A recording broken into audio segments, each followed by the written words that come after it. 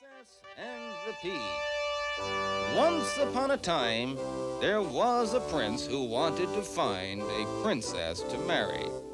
But she would have to be a real princess. He searched and searched. He met one princess after another, but there was always something the matter. They just weren't real princesses. So at last, he returned home without a wife. One night, there was a terrible storm.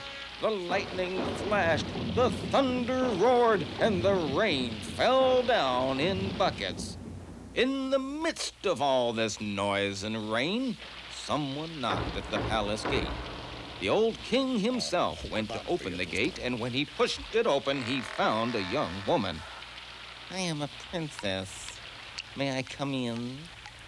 she asked. The old king looked at her. She was dripping wet and looked a terrible sight. The king did not quite believe that she was a princess, but let her in anyway. The queen gave her dry clothing and offered her a bed for the night. "I'll find out if she is a real princess," the queen said to herself, and she placed a tiny pea beneath the mattress. Then she placed 20 mattresses on top of that and 20 down comforters on top of that. The girl carefully climbed onto her tall, swaying bed and tried to fall asleep. The next morning, the queen asked her, "How did you sleep?" I didn't sleep a wink! Heaven knows what was in that bed. I feel as though I'd been lying on a rock. I'm black and blue from head to toe. The king and queen and the prince were pleased.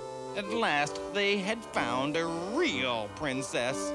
Otherwise, she could never have felt that tiny pea through 20 mattresses and 20 down comforters. Only a real princess could be that sensitive.